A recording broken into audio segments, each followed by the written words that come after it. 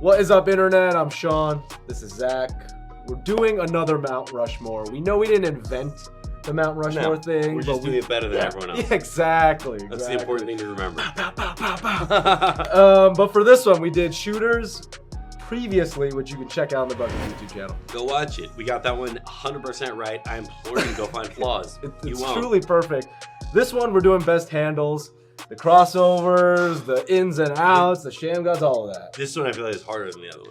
Much harder, because we started the last one, we had two people locked. We kind of have that again. I feel like we'll talk about it, Yeah. but I'm excited. This is a good one. So we're going to go through a list, and if they fit the top four, they'll enter our Mount Rushmore, and then our graphics team will put a nice giant face Hell yeah. on And you guys will come yell at us. I can't wait. A giant, nice basketball face instead of a nice, old, musty, cement-based presidential figure. Yes. Let's start things off with a musty figure himself, Bob Cousy. You ain't making my list, Bob. I don't give a how neat your handle was in the 1920s or whatever. I just don't care. You dribble like a third grader. It's not impressive to me. Tell me, Boston. Come on, get in my mentions. You don't scare me. All right. We got to run the gif of Stanley from The Office dribbling the basketball like this, because that's Bob Cousy's comp right there. 1000%. Spinning and not shifting hands. It's like, dude. Sliding on his knees. The wizard. Out of here. Yeah, back then, I mean, Bob Cousy dribbles like he's in High School Musical. Like, get out of here. Get your head in the game. So Bob Cousy, not on our list. Nope. Someone who you mentioned, there's two people who might be a lock. Let's cover one of them who's definitely a lock. Kyrie Irving. Kyrie, 1000%. Lock. I think of the last decade, he's been the most fun ball handler in the league, probably. By a mile. And So good. the other person we might throw in who's a similar comp is AI, and people always compare the two of them together with Kyrie being the next generation, the next iteration of what AI did. Yeah, I think AI is probably the number one seed on this list, and then Kyrie. That's what it is for me. I mean, AI, I think for so many kids watching him, because, dude, AI sat Jordan. And it was like, that's insane to me. So I think AI is the number one.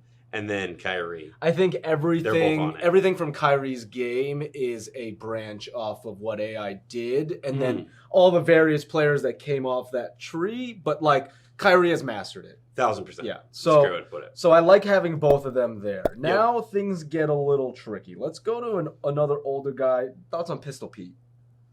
So pretty with his handle. Real smooth. Very smooth. But is it the handle or the passing that we remember? Yeah. Because for me, passing is what made him so iconic, and this is not a passing list. This is ball handlers, strictly ball handlers. I think Pistol Pete a very good ball handler, and if this is maybe 5 spots, 7 spots deep, he makes the list. But for me, it's probably that differential of we're not judging them as point guards, because a lot of these people are guards. We're judging them strictly on handles. Yep. Buckets, though. You can get buckets. A bucket getter. 1000%. And maybe I'm misremembering, but for me, it was so much of that passing that he was doing that was so sweet. So it was like, he was a very good ball handler and like a transcendent ball handler, but maybe we put him in a hold right now, but for me, it's probably I think there's too many people whose game has been built on their sauce, specifically with their handles, that Pistol Pete can't be on there. So a guy that I want to throw, two guys I want to throw out, and we can debate them. Tim Hardaway, who invented a specific type of crossover, the one in out cross, which is one of the nastiest moves ever, and then Jason Williams. Two guys whose whole brand is almost based around their handle game. Obviously, Jay Williams, all-around sauce, can pass, can do all of that, but these are two guys whose whole stigma is these guys can handle the rock. This one's so much harder than the shooting list. I don't know why. This one's really difficult. Way harder. There's so many guys who could just handle the rock. Yeah. Tim Hardaway. I feel like we're going to put Tim Hardaway in the holding tank for right now. And probably put Jason Williams there too. But I think we got to go through more guys on this list and see where we end up. Yep. Because they're so fringe right now for me. But I don't want to give it. I would put on that fringe, I'd put Jay Williams at the top and then Tim right behind him, because Tim's whole crossover tape is variations of that same move. Yeah, true. Whereas Jay Williams, I think, had a little more flair in different types of styles and different types of handles. All right, that's good. Two modern day guards that we should cover: Chris Paul and Steph Curry. I mean, Chris Paul has his spin the ball back move, which is nasty. Steph Curry has broken a lot of people. Broken Chris Paul, yeah. So, it's these so are two tough Steph people. is so weird to me because he's almost hindered because he doesn't have the passing stuff where people like kind of will sometimes overlook that handle because I think the passing and handle gets so blended together. Yeah. But Steph, when he wants, it's just he could demolish you. But I think CP3's handle is ridiculous, and the way he can split guys and stuff like that is crazy. So I think. And he's the point guard. I think you got to keep him. I think you got to put him on as that third spot for now. I think Steph's game is not ultimately reliant on the handle. He can get his shot from screens. He can make his way into the lane. But Chris Paul is he's the floor general, and a lot of that's based on. We're gonna get yelled at so much for this list, which is great. That's what I want. So as of now, it's potentially AI. Kyrie and CP3 for now. Yep. For now. Don't yell at us, people. Not yet. Don't yell at us yet. Wait till the end. You got to stay till the end. Two more older people. Magic Johnson, Isaiah Thomas.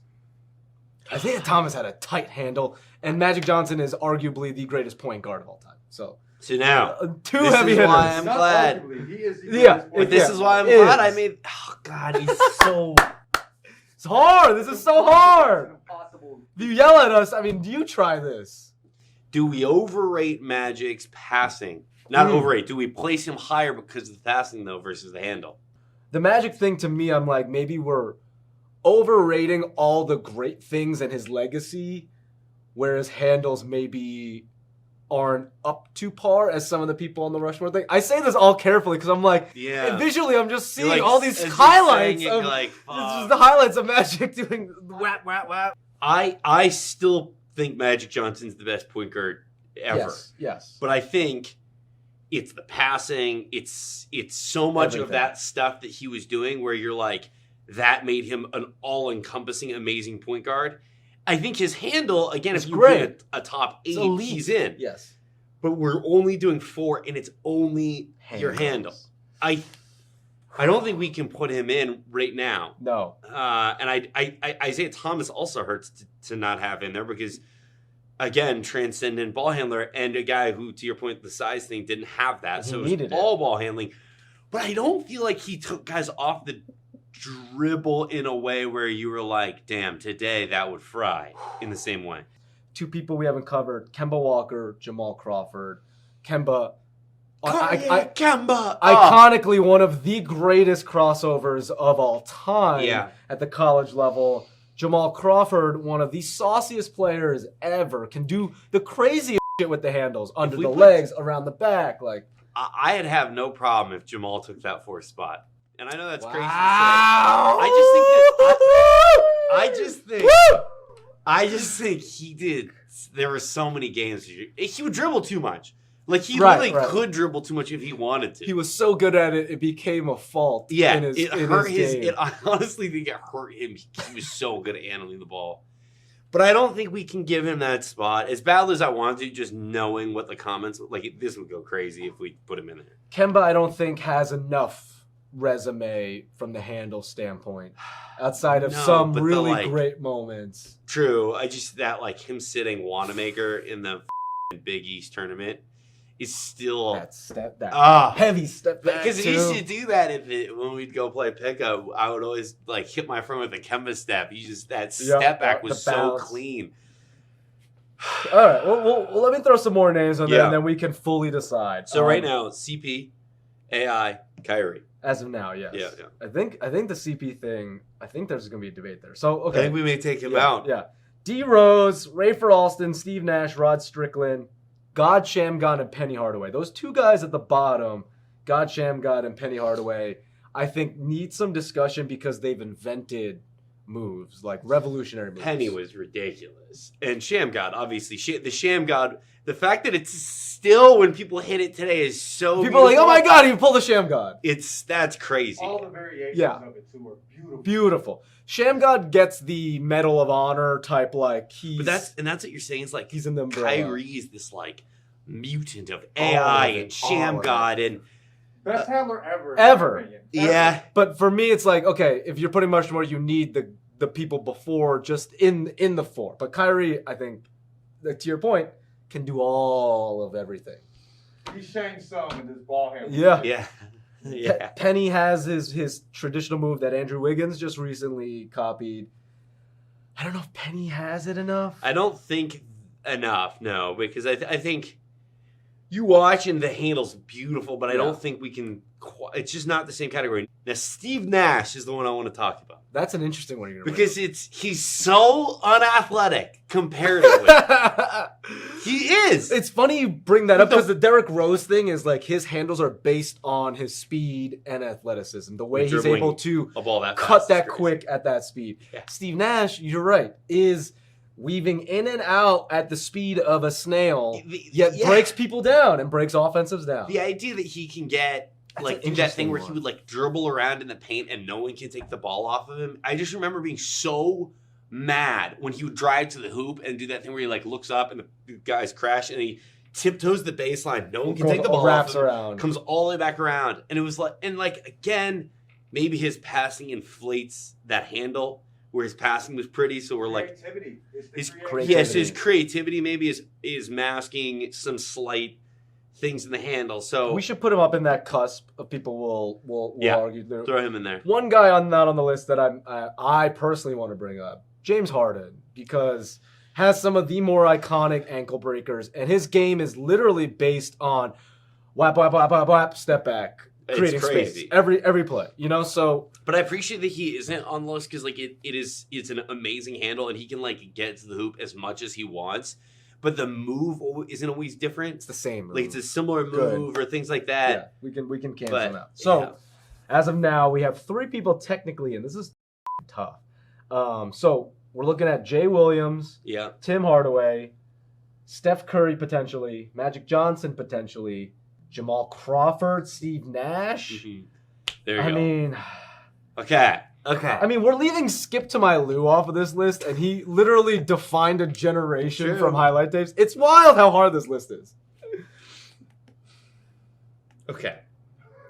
Is Chris Paul a lock, or do you feel confident with that 3? I feel confident with AI and Kyrie for sure. Here's the thing. I think the point guard has to be. Here's the other thing, though. Dude, I'm sweating because I'm like nervous about like locking in this list. We spent so much time like in awe of that Steph Curry workout that he does before. Yeah. That ball handling is pretty crazy. And like, I don't think he needs to do as much of it now as he did like when he was at Davidson or early in the leagues, the way that they run him off screens and stuff and he just chucks it. But he still has it.